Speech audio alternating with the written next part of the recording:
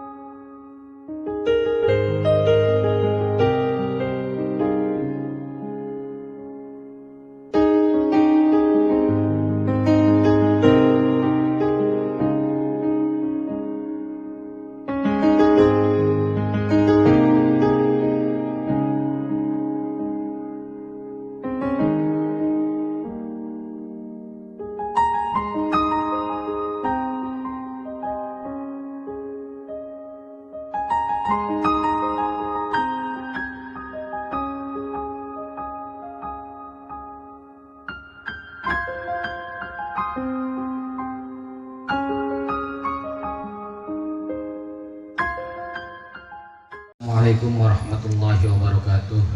Bismillahirrahmanirrahim. Wassalatu wassalamu ala rasulillah wa ala alihi wa sahbihi ajma'in, amma ba'd. Yang kula hormati, yang saya hormati rekan-rekan FKRM, kemudian rekan saya seguru seperjuangan Mas Agung ini pesantren sama saya bareng, kuliah di S2 juga bareng, jadi ketemu terus. Kemudian rekan-rekan semua yang hadir, puji syukur kepada Allah Subhanahu wa taala. Sebelumnya saya nambahkan sedikit, saya asli orang Japura Bakti, Astana Japura ya. Saya NU dari sejak kandungan. Ya. Loh iya, saya ini waktu di kandungan mufati, berarti saya sudah NU. Kemudian 7 bulan mudun lemah, maka saya sejak di kandungan itu sudah NU. Jadi saya itu NU-nya NU, jadi ahlinya ahli, core of the core, intinya inti. Jadi saya itu lebih NU daripada NU. Kemudian Mr. Umar, ya ini juga guru saya, guru bahasa Inggris. Saya kursus kepada beliau tapi nggak bisa-bisa. Padahal saya ahlinya ahli, tapi nggak bisa juga. Terima kasih sahabat-sahabat telah mengundang saya, ini penghormatan yang sangat luar biasa. Meskipun keadaannya lagi puasa ya, lagi puasa kita lapar tapi santai saja lah. Puasa itu kalau menahan lapar dan minum nggak berat, yang berat itu mengendalikan diri dan jujur salah satunya. Ada teman saya bertanya ke saya, Mas, kalau ngucapin I love you sama istri batal nggak puasanya? Saya bilang batal, karena itu pasti bohong gombal. Sahabat-sahabat semua, bahwa tadi Mas Agung memaparkan tentang ta'arifnya, definisi dari Islam Nusantara. Kalau saya mungkin agak jauh lagi tentang bagaimana dakwahnya para wali songo ini yang mengacu pada dakwahnya Rasulullah SAW, termasuk juga peran seni dan budaya ya, di dalamnya. Baik satu persatu, bahwa sahabat-sahabat sekalian, saya terbiasa dengan kata-kata sahabat-sahabat ya, karena lumrahnya di Ansor itu sahabat-sahabat. Yang pertama, kenapa Rasulullah dilahirkan dalam keadaan yatim? Yang kedua, kenapa Rasulullah diasuh oleh Abu Thalib?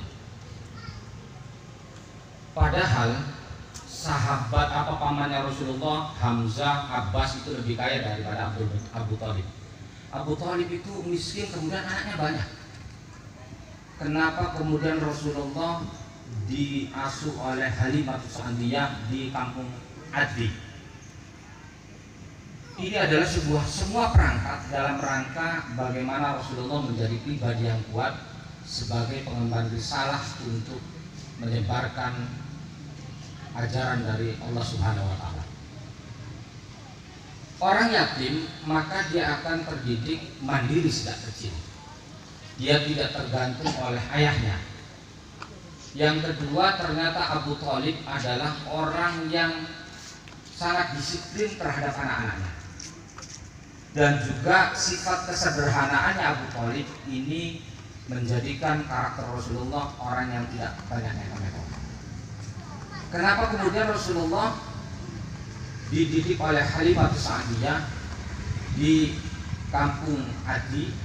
Ini karena di sana ketata bahasaan dan kefasihan bahasa masih terjaga. Kemudian yang terakhir, kenapa Rasulullah tahanus menyendiri di Gua Hiro?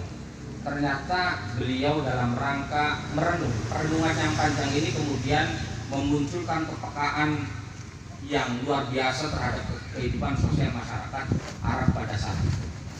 Tentunya dari perangkat semua ini yang paling utama adalah peran kewahyuan. Meskipun juga kalau kita sinkronkan, apa yang diturunkan wahyu pertama kepada Rasulullah itu sangat sinkron dengan semua perangkat yang saya sebutkan tadi. Apa wahyu yang pertama yang diturunkan oleh Jibril, dari Allah ke Jibril kemudian ke Rasulullah? Iqra. Ini anomali sebenarnya besar. Kenapa? Rasulullah tidak bisa membaca, kok disuruh membaca? Ternyata Iqra itu adalah membaca situasi, membaca kehidupan sosio religius, kehidupan sosio-kultural masyarakat Arab pada saat itu. Termasuk juga seperti orang-orang Arab mengatakan bahwa membaca itu bukan hal-hal yang baik saja, tetapi yang buruk pun kita baca. Maksudnya adalah supaya kita bisa membedakan dan menghindari hal-hal buruk tersebut. Nah, sahabat-sahabat sekalian, apa yang dilakukan oleh Rasulullah strategi di dalam menyebarkan Islam itu kemudian karakter dan coraknya berbeda ketika Rasulullah berada di Mekah dan Madinah.